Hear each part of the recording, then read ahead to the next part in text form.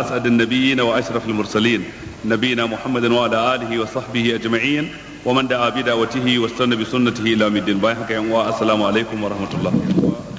barka mu da saduwa a wannan yammaci na 20 ga watan Ramadan shekara ta 1427 bayan hijiran Annabi sallallahu alaihi wa alihi wa sallam daga Makka zuwa Madina, wanda kuma shine yammaci na 12 ga watan goma shekara ta 2006 miladiya. A yammacin jiya idan ba a banta ba mun tsane a ƙarshen aya ta 99 cikin wannan sura mai albarka suratul Tauba. Yau za mu tashi kan aya ta 100 daidai. Akwai tambayoyi kamar haka. Mai tambaya na farko ya ce, a kwanakin baya ka kai ziyara jamhuriyar Nijar, wanda kuma ka ba da ansa dangane da wankan janaba wadda ta ɗaure wa mutane kai. Abin da ya ɗaure kai ɗin, ka yi bayani akan halaccin wankan janaba wanda babu alwala a ciki. Haka ne, wankan janaba yana da siffa guda biyu. Akwai sifa da ake cewa sifatul ijza, ta wadatar. Akwai kuma sifa da ake kira sifatu kamal, siffa ta kamala. Wankan janaba a siffarsa ta kamala shine idan ka zo za ka yi wanka din ko za ki yi wanka, ga ruwan a gabanka, farkon abin da za ka fara yi za ka karkato bakin mazubin ruwan ka wanke hannunka so 3, sannan sai ka tsoma hannu a cikin ruwan sai ka ɗebo sai ka wanke gabanka. A daidai lokacin da za ka wanke gabanka, a lokacin za ka ƙulla niyya ta wankan janaba wanda yake wajibi ne, wanda yake farilla ne, wanda yake dole ne. Idan ka wanke gabanka, ma'ana ka yi tsarki kenan, to daga nan kuma wato sai ka yi alwala irin yadda kake yin alwala ta sallah, ba wani bambanci da kowace alwala ta sallah. Abinda duk kake alwala za ka yi, sai abu ɗaya na ƙarshe shine wanke kafafu sau 3, to wannan sai ka kyale shi ba za ka yi shi ba. To daga nan gudan sai ka ɗebi ruwa a cikin tafin hannunka ɗaya sai ka zuba a kanka. Ko da yake kafin haka ya kamata ka tsoma yatsunka hannunka guda 2 a cikin ruwan da kake wanka da shi, ba tare da ka ɗebo ruwa ba ka fito da shi, sai ka mummurza kanka, saboda kowane gashi da ya buɗe lokacin da mani ke kokarin fita daga jikinka ya koma yadda yake. Dan gashin dan adam yakan bubbuɗe, musamman gasunsa na ka, gashinka idan ka zuba ruwa a haka na iya haifar maka da ciwon kai ko wani abun na daban. To bayan ka mummurza kanka, to shine sai ka kamfaci ruwa cikin tafin hannu sai ka zuba a kanka, ka tabbatar ya game ko ina a kanka. Ɗaya kenan. Ka sake kamfata na 2 ka tabbatar ya game ko ina a kanka, sannan kuma ka sake kamfata na 3 ka tabbatar ya game ko ina a kanka. To idan kai wannan shine sai ka ɗebi ruwa ɗin kuma ka game dukkan jikinka da shi, kana mai farawa da ɓangaren ka na dama kafin ɓangaren ka na hagu, tsagen jikinka na dama kafin tsagen jikinka na hagu, ka tabbatar ruwa ya taɓa ko ina. To idan ka yi wannan ne ka kammala, abu na ƙarshe shine sai ka wanke kafar dama ka kuma wanke kafar hagu, cikon alwalar da ka riga ka faro. To wannan ita ce siffa ta kamala a wankan janaba. In wankan janaba ne haka ake yi, in wankan haila ne haka za a yi, in ma wanka ne na biki, jinin biki ya ɗauke haka mace za ta yi. Bambancin su kawai shine niyya ce take bambanta su. In za ka yi wankan juma'a ma haka za ka yi, in za ka yi wankan idi ma haka za ka yi, bambanci shine niyya. To wannan ita ce siffa ta kamala. Kun ga idan kun lura da wannan siffa, wato tsarki, wato mutum ya wanke gabansa ko al'aurarsa kenan, wanda a lokacin zai kulla niyya. Daga nan gurin sai alwala, cikakkiyar alwala. Daga nan gurin sai wanke kai so 3, kuma ruwan da mutum zai ɗiba kare ya wuce cikin tafin hannu ɗaya. Daga nan gurin sai game jikinsa da dukkan ruwa, daga nan sai wanke kafa. Idan ka ɗauka sai ga ababai guda 4 ne ake yi a cikinsa. Kar ka manta da niyya kuma mahallinta a zuciya ne. Innamal a'malu binniyat wa innamal likulli imrin ma nawa. Amma idan mutum zai siffa ta al-ijza, wadda ta wadatar, wadda ba sai kayan alwala a ciki ba, kana zuwa kayan niyyar yin wanka din, kana kulla niyya a cikin zuciyarka, kawai sai ka ɗebi ruwan ka watsa a jikinka ya game ko ina. in ma wani kududdufi ne ko gulbi ko rami a gabanka ko swimming pool din nan da ke wurare sai ka yi tsalla ka fada a ciki ka kulla niyya da ka fito abin da za ka yi shine abu guda biyu. Na farko ka ɗebi ruwa ka kurkure bakinka, sannan kuma sai ka ɗebi wanda za ka shaƙa ka fyace na hancinka, shi kenan ka kammala wanka. Kuma ya halatta ka yi sallah da wannan wankan, hadisi cikin sahih Muslim ya nuna haka. Ina jin babu wata wahala a cikin wannan, sai dai wanda ya wanka na farko ya fi ka kamala saboda ya bi ka'idojin duk yadda suke, don haka yana da kamala, wankansa ya fi cika, ya fi ka lada. Wanda ya nabi kuma ya yi, kuma in ya yi sallah da shi kuma ya yi, dan kasancewa ba a yi alwala ba. Wannan ka'ida ce ta malamai cewa karamin kari idan sun haɗu da babban kari, to da ka kawar da babban kari karamin ma ya tafi, amma ba lallai bane dan ka kawar da karamin kari ya kasance babban kari ya shiga ciki. Ma'ana alhadasul asghar yatalasha fil hadathil akbar, shi karamin kari wato shine bawali, bayan gida, mazi da sauransu yana narkewa ne a cikin janaba. Lokacin da ka wanke janaba ka wanke su gaba daya. Ina fata an fahimta. Wannan shine abin da na faɗa a wancan lokaci, sannan kuma shine na sake maimaitawa a yanzu, kila sai dai ko bayanin na yanzu ya kasance ya fi na da fitowa. Mai tambaya ta gaba yana cewa raka'atan alfajr idan mutum bai same ta ba yaya zai yi? Ya zo ya samu a masallaci har an shiga sallah. Idan da ka zo ka samu an shiga sallah ta asubahi, kai tsaye zaka yi niyya ka shiga cikin sallar asubahi, tunda manzo Allah ya ce idza uqimatis salatu fala salata illa al-maktuba. Idan an riga an tsayar da sallah ta farilla to ba wata sallah ta nafila da zaka yi. Idan ka shiga kammala sallar asubahi da kai, to ya halatta ka tashi a nan take ka yi raka'atan al-fajr dinka.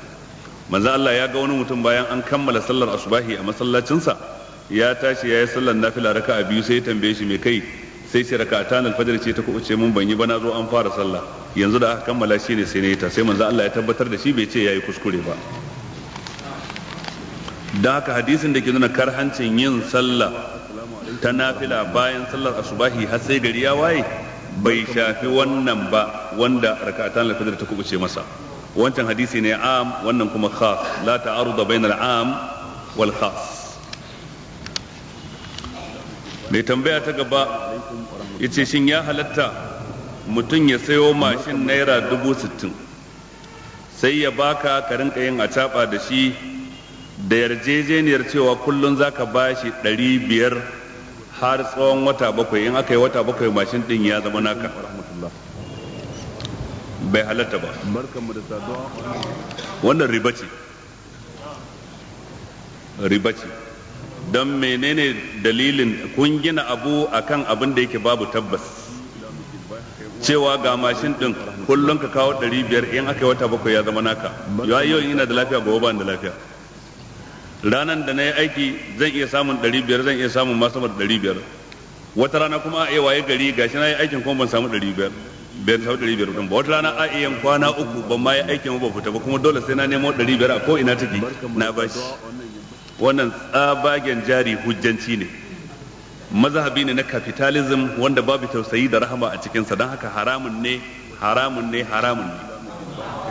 Ya kamata ku gane wannan. Don karshe abin da zai faru, mashin din nan na naira 60,000 ya tashi a naira 100,000 da 5,000. Idan kai lissafin wannan wata 7 haka zai zama. A madadin gashi kudinsa yanzu wannan daidai yake da a ce yanzu ga mashin in kana da naira 60,000 kawo, amma idan bashi ne daga nan zuwa wata 7 to ya zama 105,000. Bai a ta nufi baya ake. Bayan hadarin da mutum zai shiga ciki na babu hutu wajen sai ya hada waɗannan kuɗaɗen. Da haka duk masu yin wannan kasu ɗauka cewa suna kasuwancin da ya halatta, bai halatta ba ko miskala zaratin. Wanda ya gina da bisa ga rashin sani, muna fatan Allah ya yafe masa, amma daga lokacin da mutum ya ji dole ya gyara. Kun ga yanzu wannan zalunci shine ake a matsayin ɗaiɗaikun mutane, kuma shi ake a gwamnatoci. Waɗansu daga cikin jami'an gwamnati sukan haɗa kai da kamfanoni sai su karɓo wa mutane mashina a baiwa ma'aikata bashi na dole ko kayan niyya ko baka yi niyya ba.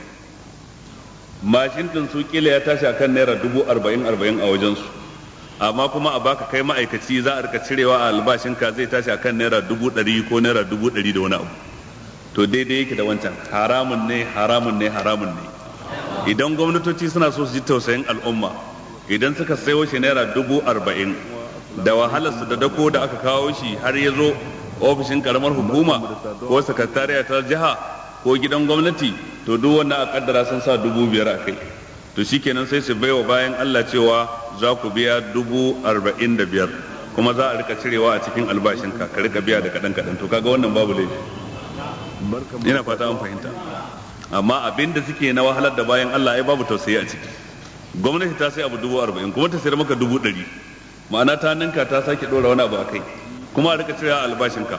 To galibi sukan haɗa kai ne su waɗansu daga cikin ɓata garin ma'aikatan gwamnati ko masu faɗa a cikin gwamnati ko masu mulkin su haɗa kai da kamfanoni dan can za su yi kashi muraba. Dai idan kamfani ya kawo mashin ɗin shi kansa a naira 40,000 ɗin ya ci riba, ko in ya sai 50,000 ko ya sai 60,000 ya ci riba. Amma yanzu za a sai mashin ɗinsa kowane ɗaya akan naira 70,000, 30 ɗin ta wannan shi jami'in gwamnatin ce da ya shiga tsakiya. Shi yasa ku ma'aikata ba a baku zaɓi, kawai ana baku bashin ne kan ko kun yadda ko ba ku yadda ba. Kaga tsabar zalunci kina da ta'addanci, dan meye dalilin da za a matsa min sai na karɓi bashi in na ce ba na so fa. To waɗannan haka ake a galibin waɗansu ƙananan hukumomi da waɗansu jihohi, da haka ya kamata a gyara.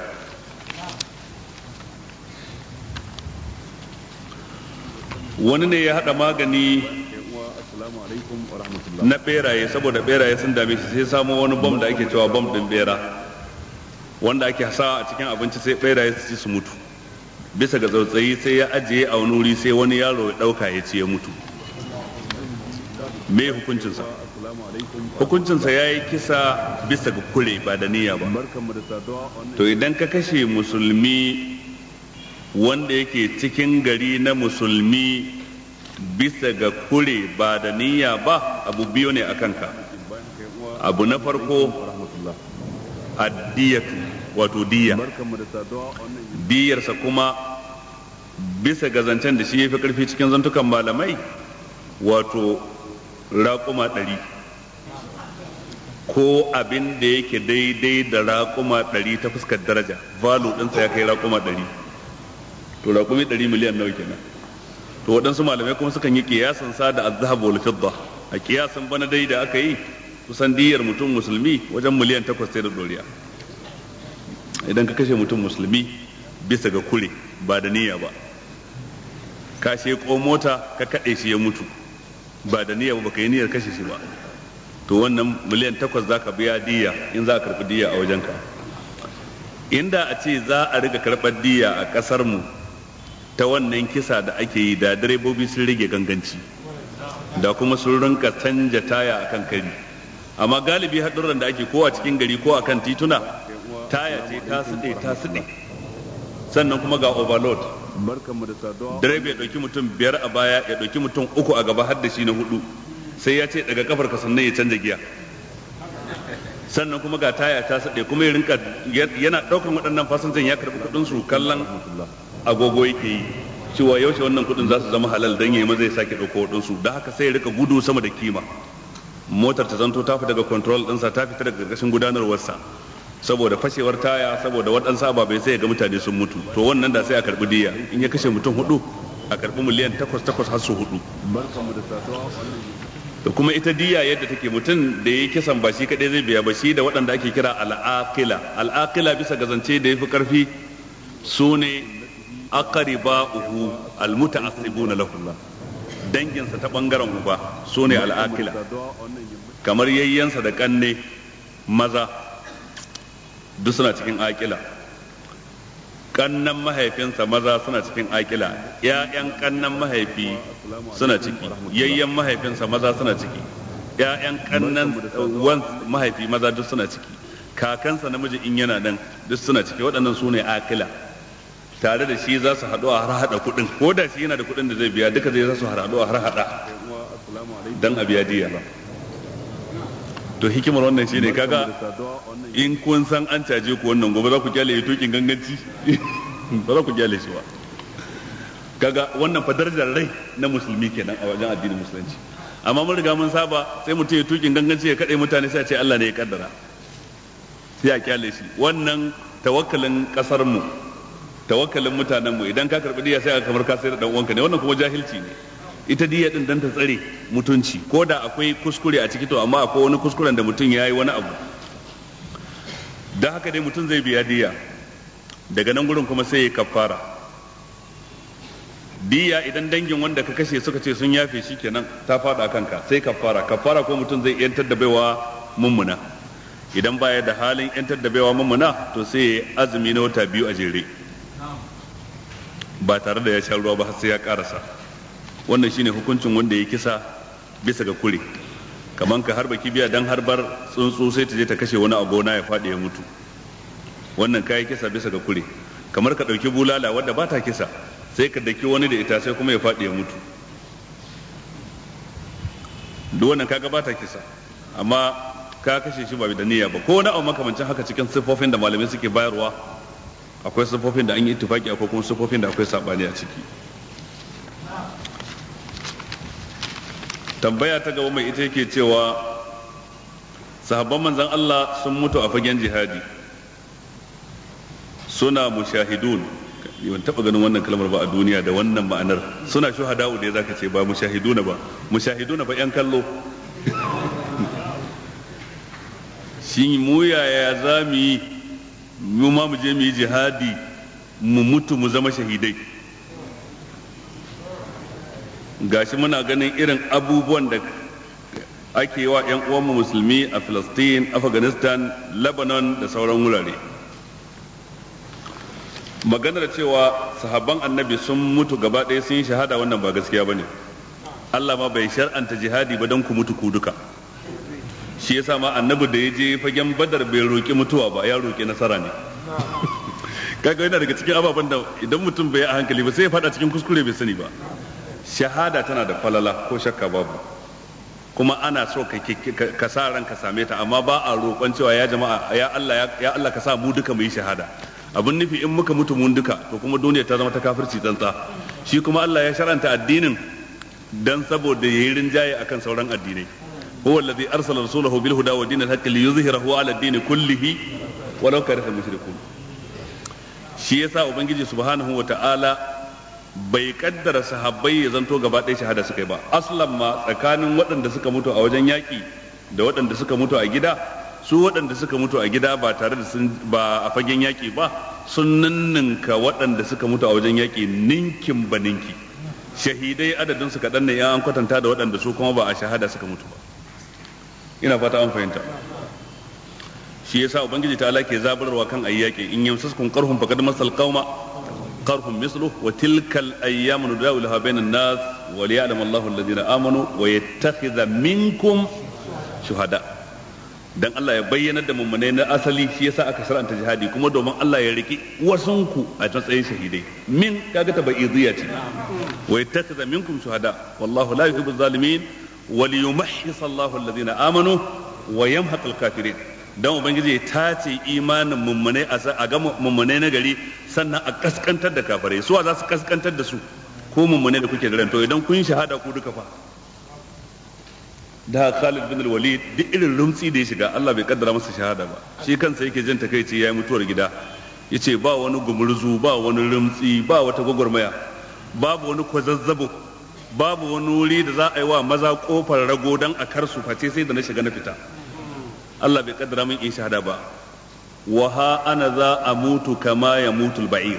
Gashi zan mutu a gida irin yadda raƙumi ke mutuwa a garke. La namat a'yunul jubana. Yace kai matsorata Allah hana idanunku bacci. Ma'ana yana nufin cewa in tsoro kana yi ne dan karka mutu, to ai ita kanta shiga a haka kuma ba ta jawo mutuwa. Ina fata an fahimta. Waɗansu suke cewa ai guduwa ba ta maganin mutuwa. Abin da ke maganin mutuwa shine tarar mutuwa ga dangada, shine ke maganin mutuwa, amma dan ka gudu wato baka abin nan ba. Shine suke cewa laysan nukusu alal adbari makrumatan innal makarima iqdamun alal asali. Wato ka gudu ka ja baya, wannan ba shine karamci ba shine mutum ba. Abin da yake karamci kaga an dana tarko ka bi ta kai ka wuce dan ka je ka samu maza ayi gumurzu, wannan shine karamci. Dan haka dai ba dukansu suka yi shahada ba. Shahada ko shakka babu falala ce, daraja ce, amma kuma ubangiji ta Allah ya karrama waɗansu da ita, waɗansu kuma bai karrama su da ita ba. Ko da manzo Allah sallallahu alaihi wasallam bai mutu a fagen yaki ba a fagen yaki ba. Haka Abubakar Siddiq da Umar da Uthman da Ali duk ba a fagen yaki suka mutu ba. Kuma kaga su ne mafifita cikin wannan al'umma. don haka dai ina so in ce dai fahimtar nan taka ta cewa sun yi shahada sun mutu ba haka bane, ma'ana wasu su ne suka yi shahada suka mutu. Ya rage na yaya za a yi mu yi jihadi mu ma mu mutu a wajen yaki, ca za ka yaya za a yi mu yi jihadi dan mu ci nasara waɗansu mu kuma su yi shahada. To wannan shine ake bukata. To jihadi yana bukatan tanadi, wa iddu lahum mastata'tum min quwwa. Shi kuma isti'dad tanadi iri biyu ne, akwai al-istidadul maddi, akwai al-istidad ar-ruhi. Akwai kimtsi da shirin zuci, akwai kimtsi da shiri na fili. Shirin zuci wato shine gyara aqida, gyara imani, babu shirka babu bid'a. Sannan ba girman kai, babu hasada, ba ganin kyashi, ba nunkufarci a cikin zuciyarka game da wani mummuni. To wannan aqida ta yi kyau kenan, kada aflaha man zakkaha wa kada khaba man dassaha. Zuciya ta gyaru, an samu aqida, sai kuma a gyara gabbai ta hanyar ibada, a gyara halaye da akhlaq, sannan kuma sai a yi tanadi na ganin ido. Shine akwai cikakken training, akwai cikakken tanadi, akwai kimtsi, akwai shiri, akwai shugaba wanda zai jagorance ku karkashin littafin Allah da sunnar manzon Allah sallallahu alaihi wa alihi wa sallam, wanda yake da umarni da hani a hannunsa. To ta hanyar haka ake yin jihadi. In ba haka ba, da abubuwan da ake galibi yanzu ba jihadi bane, fada ne. Yanzu idan arna suka tsokane ku suka zo za su rusa masallacin ku, dole ku tsaya ku kare. Za su rushe makarantar islamiyya, dole ku kare. Amma a wannan lokacin ba jihadi bane, fada ne. Baya daidai da jihadi na musulunci, dan shi dole sai da shugaba wanda aka yi wa mubaya'a da sauransu, dole akwai ka'idoji nashi. Wannan kuma fada ne. Shi kuma fada ba a ce maka haramun bane ba, dan an halatta ma ko dukiyar ka kare ballanta na masallacin ka. Ko manzo Allah ce man qutila duna malihi fa huwa shahid, wa man qutila duna dinihi fa huwa shahid, wa man qutila duna irdihi fa huwa shahid, wa man qutila duna nafsihi fa huwa shahid. Duk wanda aka kashe yana kokarin ya kare kansa yayi shahada. Duk wanda aka kashe yana kokarin tsara dukiyarsa yayi shahada. Duk wanda aka kashe yana kokarin kare mutuncinsa. Kamar waɗansu zo za su yi wa matarka fyaɗe, sirefin ɗinta, matarka ko ƴarka ko wata wadda kake da ta cewa a kanta, ka tsaya ka kare ta har ka mutu akan wannan kayi shahada. Amma nan ba ta daidai da shahada ta mutuwa a filin yaƙi. Dan shahadar mutuwa a filin yaƙi ba za a yi maka sallah ba, ba za a yi maka likafani ba, haka za a binne ka da jinin da ke jikinka ko wankewa ba za a yi ba. Za ka tashi ranar tashin kiyama, al-launu launu dami wa rihu rihul misk. Launin launi na jini amma yana ƙanshin turare. To amma wannan shahada irin wannan ta gida, za a yi maka wanka, za a yi maka likafani, za a yi maka sallah, amma sunanka kai dai kai shahada. An baka hukunci ne shahada, kaga bata kai martaba ta shahada ta mutuwa a wajen yaki ba. To wanda baya gane irin waɗannan hadisan sai ya cakuɗa wancan da wancan, da ya ji an faɗa kalmar shahada sai ya ɗauka to kaza ne, ko kuma da an ce wancan abun ba jihadi bane sai ya ɗauka kenan yanzu ya halatta kenan in kyale a rusawan masallaci, a rusawan makarantar islamiyya, a ci mutuncin matata, a zo a kona dukiyata. Bai halatta ba kai wannan a matsayinka na musulmi. Dole a matsayinku na yan unguwa ɗaya, yan gari ɗaya, ku kare wannan. A daidai iyakacin nan da matsalar ta tashi sai ku naɗa wani shugaba dan a tafi da abin cikin tsari har ku ci nasara. Amma baya daidai da jihadi wanda dai jihadi ake raɗa masa suna. Yanzu kun yi ne dan kwatar kai kuma addini ne. Ina jin muna fahimta waɗannan mas'alolin.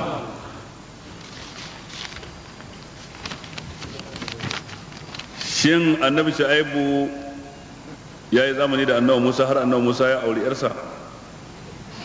Abin da yake kawo wannan shine abin da ke cikin suratul Qasas na cewa annabi Musa alaihi salam lokacin da yayi kisan kai a Misra ba da niyya ba, to an ba shi labarin mutane na yan garin suna shirin kashe shi, kuma sai ya gudu. Fa kharaja minha khaifan yataraqqab qala rabbi najjini min alqawmi adh-dhalimin. Daga nan da ya fita daga Misra sai ya tafi birnin Madina. Walamma tawajjaha tilqa'a Madyana qala asa rabbi an yahdiyani sawa as-sabil. Walamma warada ma'a Madyana, kalmar Madyana da ta maimaitu sai waɗansu suka ɗauka to wannan mutumin da annabi Musa ya gamu da shi a Madyana, wanda yake da ƴan mata guda biyu da annabi Musa ya taimaka musu wajen shayar da dabbobin su ruwa, har karshe kuma aka aura ɗaya daga cikin su ga annabi Musa. Sadakin shine yayi aiki na shekara 8 zuwa 10, noman shekara 8 shine sadakin. inni uridu an unki haka ihdabnatayya hataini ala an ta'jurani 8 hijaj fa in atmamta 10 fa min indik wa ma uridu an ashqa alayk. kaji koyi shekara 10 yace amma bana so in wahalar da kai. Wato ya masa alfarma ne, noman shekara 10 shine sadakin, amma kuma bana so in wahalar da kai, haka yace da shi. To wannan Madina da aka kawo sai wadansu suka dauka cewa to annabi Shu'aibu ne. Ita ko suratul Qasas kwata bata bayyana sunan mutumin ba. a cikin ayoyin ولما ورد ماء مدينة وجد عليه أمة من الناس يسقون ووجد من دونهم امرأتين تزودان قال ما خطبكما قالتا لا نسقي حتى يصدر الرعاء وأبونا شيخ كبير بتسيبوا أبونا شعيب عليه السلام وأبونا شيخ كبير ما هيكون ونصوهون يا من ينتا بزي إزوا يجالوا يشاهد دبوبي ده كي تورو ما أمد دنسا فسقالهما ثم تولى إلى الظل فقال ربي إني لما أنزلت إلي من خير فقير فجاءته إحداهما تمشي على استحياء قالت إن أبي يدعوك بتتبع إن شعيبا يدعوك إن أبي يدعوك ليجزيك أجر ما سقيت لنا فلما جاءه وقص عليه القصص قال لا تخف نجوت من القوم الظالمين قالت إحداهما يا أبت استأجر إن خير من استأجرت القوي الأمين قال إني أريد أن أنكحك إحدى ابنتي هاتين على أن تأجرني 8 حجج فإن أتممت 10 فمن عندك وما أريد أن أشق عليك ستجدني إن شاء الله من الصالحين قال ذلك بيني وبينك أيما الأجلين قضيت فلا عدوان علي والله على ما نقول وكيل كسر تاقاري أنا كسر تاقاري إنا سنة النبي شعيب أنا to tunda babu anan da aka ce Shu'aibu ne sai ka nemo hadisi kuma babu hadisin da yace annabi Shu'aibu ne wani mutum ne dai dattijo da haka duk wanda yace annabi Shu'aibu ne baya da aya ko hadisi akai sai dai kissa ita ko kissa dora ta ake akan sikeli na karba ko rashin karba in ta inganta a karba in kowa ba karba ba ya bace ba Isra'iliyat ne dan me zaka zo ka gina dala da goron dutse akan Isra'iliyat ba zai yi ba dan me zaka gina dutsen goza ka dora shi akan Isra'iliyat ba zai zauna akai ba ma'ana dole sai ka samu tabbatuwar abu kenan ina fatan jama'a sun fahimci wannan da yawa daga cikin yan uwa waɗanda suke tafsiri tunda sun saba da kisar ko sun sha faɗa mutane idan suka ji an rushe su kuma sai su fito suna kokarin karewa na sha jin waɗansu daga cikin yan uwa waɗansu daga cikin su har suna cewa su ma ahlus sunna ne amma suna karewa cewa ya za a ce ba annabi Shu'aibu bane ba a to kawo hujjar kamar da ta nuna annabi Shu'aibu ne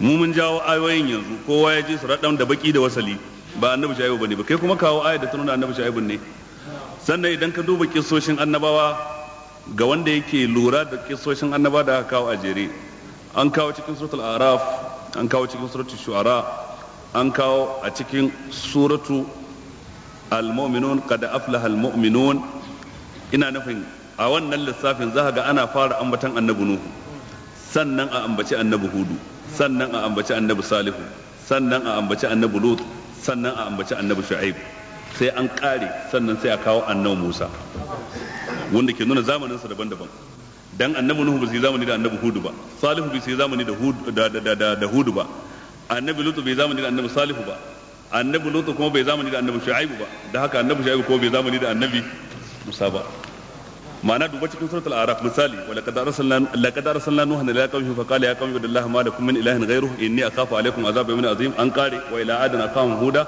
قال يا قوم اعبدوا الله ما لكم من اله غيره ان قال والى ثمود اخاهم صالحا قال يا قوم اعبدوا الله ما لكم من اله غيره ان قال ولوطا اذ قال لقومه اتاتون الفاحشه ما سبقكم بها من احد من العالمين انكم لتاتون الرجال شهوه من دون النساء بل انتم قوم مسرفون ان قال والى مدين اخاهم شعيبا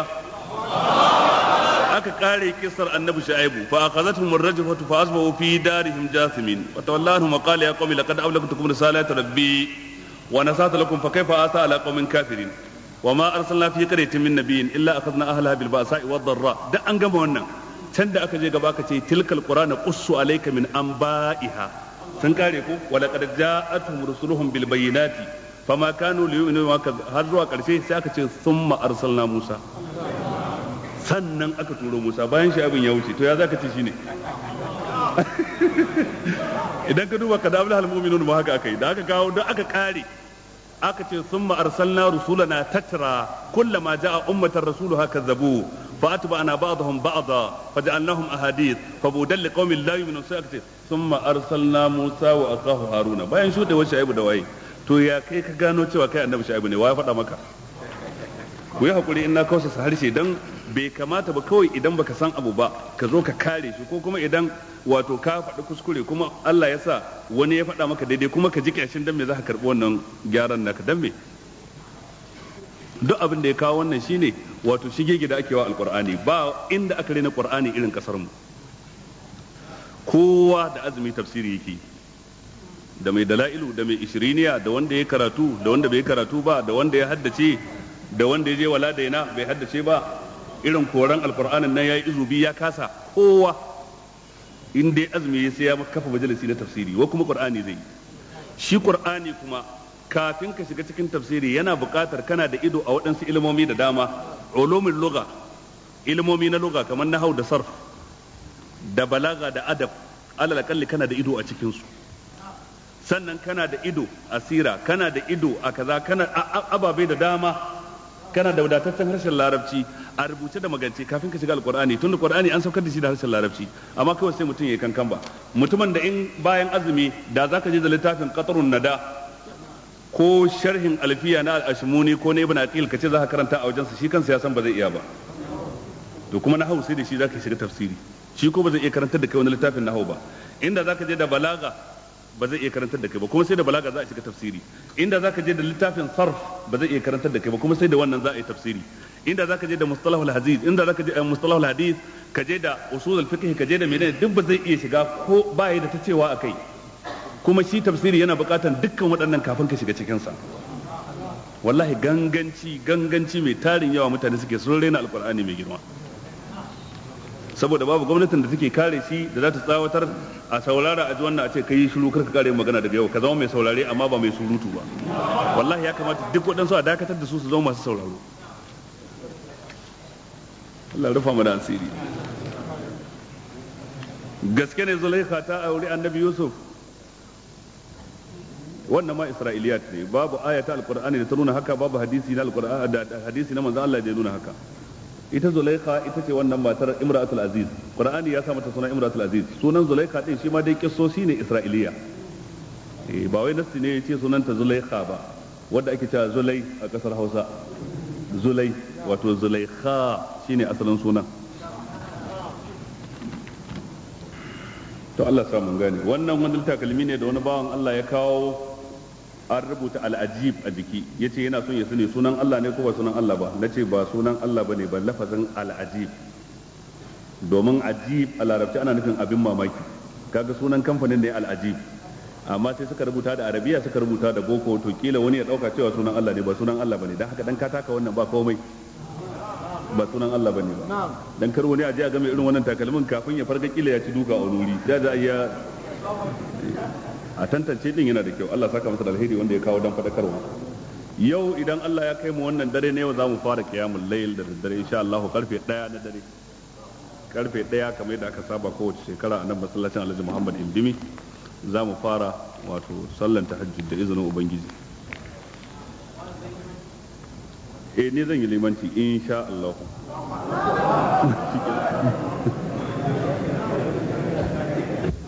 mun tsaya ƙarshen aya ta 99 wa min al-a'rabi man yu'minu billahi wal yawmil akhir wa yattakhidhu ma yunfiqu qurbatan 'inda Allahi wa salawatir rasul ala innaha qurbatun lahum sayudkhiluhum Allahu fi rahmatihi inna Allaha ghafurur rahim za mu tashi aya ta 100 mai Allah ce أعوذ بالله من الشيطان الرجيم بسم الله الرحمن الرحيم والسابقون الأولون من المهاجرين والأنصار والذين اتبعوهم بإحسان